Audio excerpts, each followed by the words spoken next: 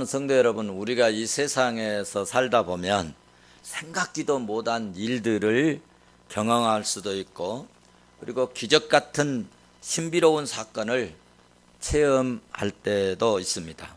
오늘 본문에서는 궁전에 살던 모세가 예상치 못한 일로 궁중의 왕자가 가장 천한 이 천민의 신세로 전락되었는데, 오늘은 기적 같은 신비로운 이 영적 은혜를 체험하게 된 사건을 우리가 현장을 보게 되는 말씀입니다. 모세는 애굽에서 도망하여 나온 이후에 미디안 강야로 갔지요. 미디안 강야에서 이드로에 이제 양을 치는 그나마 목동 노릇을 할 수가 있게 되었습니다. 그러니까 왕자의 최고의 그 권자의 자리에서 아주 천한 이 목동의 신세가 되었는데, 이렇게 된 것은 자기의 어떤 실수나 잘못도 있지만은 하나님의 아주 오묘한 섭리 가운데서 하나님께서 장차 이스라엘 민족을 이끌고 나갈 위대한 훌륭한 지도자가 되게 하기 위해서 하나님은 먼저 낮은 자리에서, 비천한 자리에서 겸손을 배우고 인격을 둬야 하고 하나님의 뜻을 따르는 이 순종의 훈련이었다 하는 것을 이해하시면 좋겠습니다. 여러분, 하나님은요, 훈련되고 겸손한 자를 귀하게 쓰신 줄로 믿습니다. 성경을 살펴보아도 그렇고 지나간 역사들을 우리가 살펴보면 하나님은 시대마다 지도자를 세우시고, 세우신 그 사람, 그 지도자를 통하여서 일할 수 있도록 하나님께서는 앞서서 행하시고 뒤에서 호위해 주시는 그런 은혜의 하나님이신 줄로 믿습니다. 오늘 본문에 등장한 모세는 어릴 때부터 그의 어머니로부터, 친모로부터 이제 창조주 하나님, 야훼 하나님에 대해서 듣고 늘 어머니가 이제 가르쳐주고, 그래서 이스라엘의 하나님, 야훼 하나님, 창조주 하나님, 구속의 하나님, 능력의 하나님에 대해서 듣고 배웠습니다. 그래서 모세는 이제 정말 하나님의 은혜로 내가 이런 자리에 있을 때 우리 민족을 좀 살펴주고 또 돌아봐주고 사랑하고, 그래서 내가 애국심을 발휘해야 되겠다. 그래서 이제 자기 민족을 정말 사랑하고 애국정신이 투철했습니다. 애국정신이, 여러분 이제 우리나라에 있을 때는요, 여러분 별로 애국자들이 별로 없어요. 그런데 외국에 나가면요, 정말 나라가 중요한 것을 알고, 그리고 나라의 국격이 높아지고 낮아짐에 따라서 얼마나 천하게 대우받고 존경을 받는가에 대해서요 절감하게 됩니다. 그래서 저는요, 전에는 우리나라는 안 좋은 나라, 우리나라는 가난한 나라, 우리나라는 제품이 안 좋은 나라, 물건이 좋지 않은 나라, 막 그렇게 생각을 했어요. 그런데 제가 이렇게 이제 외국에 다니다가 느끼고 깨달은 것이, 우리나라 같이 좋은 나라가 없구나. 우리나라 같이 좋은 나라가 없구나. 우리나라 같이 아름다운 나라가 없구나. 우리나라 같이 살기 좋은 나라가 없구나. 그리고 나라에 대한 이제 사랑과 민족의 애국심이 이렇게 막 일어난 것을 저도 느꼈어요. 전에 호주에서 여행을 하다가 우리 동료들 이렇게 막 얘기하고 가니까 일본 사람들이 지나가면서 우리한테 뭐라고 그랬어요? 조선쟁 그래서 제가 뭐라고 그랬다고요? 그 순간 그 소리를 듣고 순간 막 뭔가 나도 모르게 치밀어 올라가지고 다시 뒤돌아보면서 이 쪽발이들! 그래가지고 패싸움을 할 뻔했어요. 그러니까 이게 이제 우리나라 안에서는 이게 별거 아니고 우리들끼리도 그렇게 이야기할 수 있는데, 이 다른 나라에서 비하하는 이런 이야기를 들으면요 견딜 수가 없어요. 견딜 수가. 그래서 저는 나라 사랑합니다. 나라 사랑해요. 백성 사랑하고 정말 나라가 잘 되기를 바라고. 그래서 어떤 분이, 우리 대통령 선거했는데 어떤 대통령이 세워지더라도 세워진 대통령을 위해서 기도하고, 할렐루야. 그래야 여러분 좋은 나라로 갈 수 있다. 본문을 좀 빗나갔는데, 어쨌든 이 모세가 말이죠, 오늘 애국심에 불타가지고 이제 자기 민족이, 자기 백성들이 이렇게 괴로움을 당하는 것을 보고 혈기로 저지를 하다가 그만 한 대 때렸는데 죽어버렸다는 거죠. 살인자가 됐다는 거예요.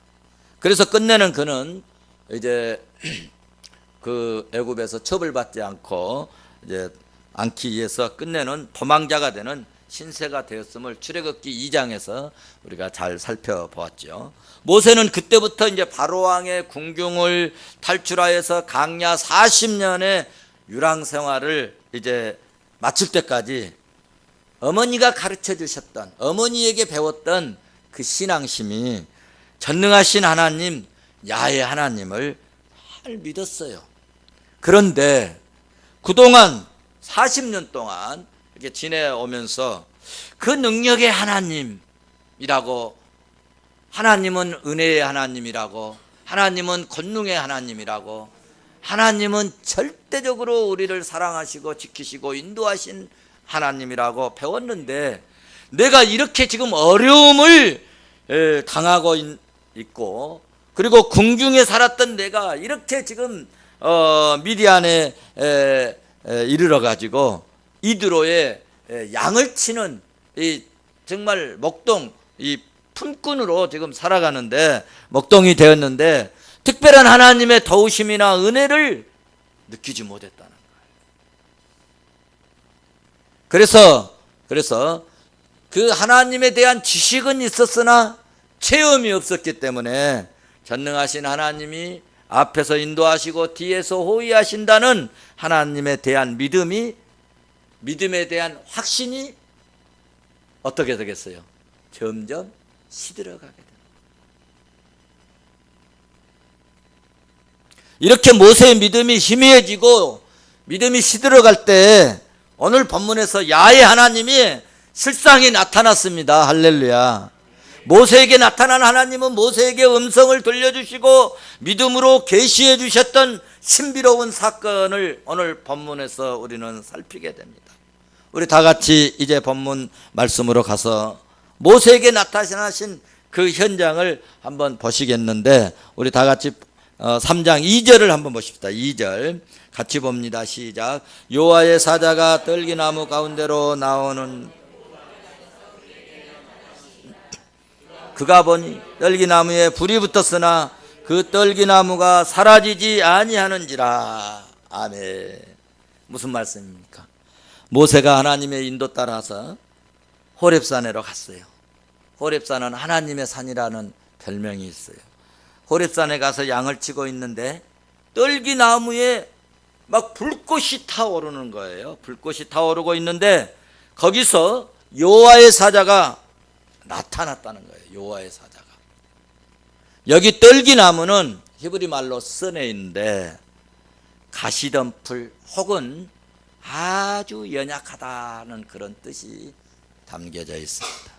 이 나무는 키가 작은 가시덤불 나무인데 너무 연약해서 여름 사막에 이제 열기에 시들었다가 말라서 금방 죽을 것 같은데 겨울 우기에, 팔레스타인 지역에서는 겨울철이 우기철이에요. 비가 오는 철이에요. 그 우기에 비를 맞으면 겨우 기운을 차려가지고 이렇게 살아나는 사막에서 흔히 볼 수 있는 그런 나무인데, 저도 이스라엘 성지순례 가가지고 그 이제 시내산, 모세가 율법을 받았다는 시내산을 올라가려고 그 입구 근방에서 우리가 이제 숙박을 했는데, 그 아침에 일어나 가지고 입구에서 나무 한 그루를 보여주는데 이 나무보다 조금 더 컸어요. 조금 더 큰, 우리 키보다 조금 더 그런 큰 나무인데, 우람하고 아름다운 나무에 비해서 참 볼품이 없는 나무였습니다. 여러분, 이 나무는 어때? 볼품이 있나요? 볼품이 있어요? 봐줄만 해요? 네, 봐줄만 해요. 그런데 그 나무는요, 이 나무는 그래도 참 뭐 우산처럼 이렇게 돼가지고 볼품이 있어서 또 여기다 갖다 놨는데, 그 나무는 볼품이 없어요. 볼품이 없고, 그래서 성경학자들은 이 가시나무가 노예로서 굴욕 생활을 하고 있는 이스라엘을 상징하는 나무로 봐야 된다라고 많은 성경학자들이 그렇게 주석을 달고 해석을 하고 그렇게 상징으로 봐야 된다는 것입니다. 실제로 이스라엘 백성들은 배고픔과 목마름과 질병의 아픔이 끊이지 않았고요.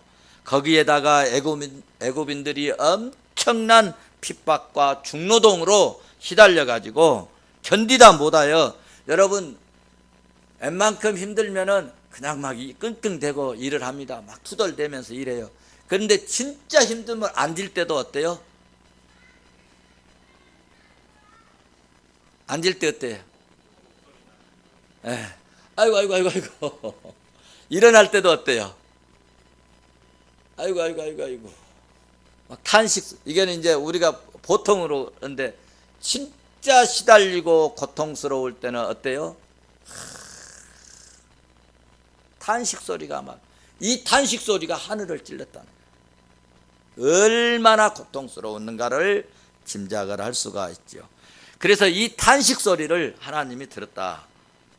그래서 이스라엘 백성들은 강야에 쓰네, 이런 가시 덤풀 나무 같은 그런 나무와 같은 다름이 없는 그런 백성들이었다. 그런데 하나님은 여러분, 화려한 궁전에 있을 때 모세에게 나타나지 않고요, 단식하며 고통에 시달리고 있지만은 어느 누구 하나 돌아봐 주지 않는 강야의 떨기나무, 쓰네, 약하디 약한 그런 상황 가운데, 그 가운데 하나님은 나타나셔서 모세를 찾아주시고 말씀해 주시고 계시해 주시고 소명도 주시고 사명도 주신 줄로 믿습니다. 성도 여러분, 우리가 그러므로 형편이나 환경이 떨기나무 같은 때도 있지만은, 예수 믿는 우리가 힘을 낼 수 있는 것은 우리 하나님은, 우리가 믿는 예수님은 내가 연약할 때, 내가 고통당할 때, 내가 힘들 때, 여러분, 그래서 좀 사기가 죽어지고 겸손할 때, 그때 하나님은 나타나 주시고 사임 주시고 은혜를 베풀어 주시는 은혜의 하나님, 능력의 하나님, 사랑의 하나님이신 줄로 믿습니다. 그래서 바울도 고린도전서 12장 10절에서 고백하기를, 그러므로 내가 그리스도를 위하여 약한 자들과 능욕과 핍박과 곤란을 기뻐하노니 이는 내가 약할 그때 곧 강함이니라. 약할 그때 내가 강함이라 라고 말씀했습니다. 왜 그랬을까요? 하나님이 약할 때 붙드시고 도우시고 은혜 주시고 힘 주시고 함께 해 주시기 때문인 줄로 믿습니다.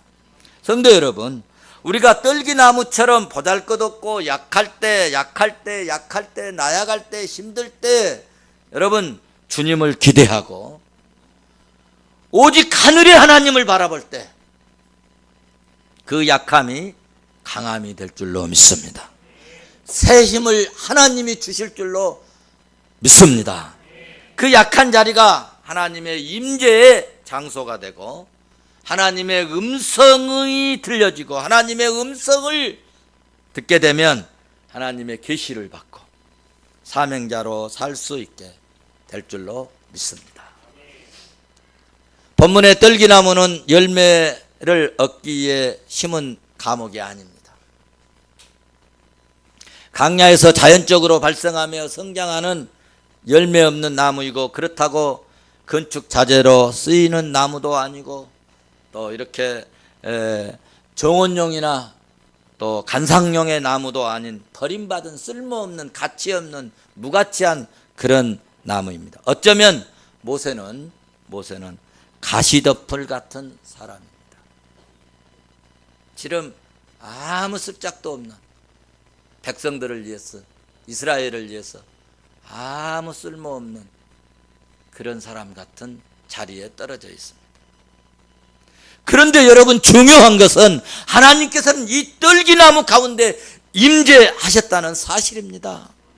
대단한 하원의 꽃밭에서 하나님이 임재하신 것이 아니고 대단히 멋진 나무가 있는 곳에 여러분, 하나님이 임재하시지 않았습니다.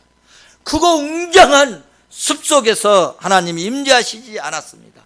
호렙산, 하나님의 그곳에서, 하나님의 산 그곳에서 떨기나무 가운데 하나님은 불로 임재해 주셨습니다. 오늘 우리가 큰 대형교회로 화려하게 우리가 부흥을 하지 못했어요. 성장하지 못했어요. 하나님 앞에 죄송스러움도 있습니다. 그러나 우리가 낙심하지 말 것은 하나님은 부족한 우리에게, 작은 우리 교회에 하나님께서는 우리가 믿음 갖고 나아가면 하나님은 이곳에 임재하시고 자정하시고 우리에게 은혜 주실 줄로 믿습니다. 주님이 이곳에 임재하시고 성령 충만한 역사가 나타나게 하시는 축복도 주실 줄로 믿습니다. 믿음대로 될지어다. 기독교인은 믿음대로 되는 은혜를 주십니다. 여러분, 2절 말씀을 자세히 봐보십시오. 떨기나무에 불이 붙었으나 그 나무가 어땠다고 그랬어요? 사라지지 않았어요. 타지 않았다는 겁니다. 나무에 불이 붙었으나 나무가 타지 않았다는 것은, 여러분, 하나님은요 자기 백성을 사랑하고 자기 백성을 보호하시되 자기 백성을 타지 않도록 없애버리는 것이, 타서 없어져 버리는 그런 백성으로 놔두지 않으시고 자기 백성을 끝까지 보호하신다는 사실입니다. 믿습니까? 어머니가 자녀들이 좀 잘못하고 뭐 막 말썽을 부리고 좀 막 부모를 힘들게 하고 그래도 어때요? 너는 이제 내 자식 아니야. 그런 부모는 없습니다. 어때요? 실수하고 잘못하고 어떤 경우에는요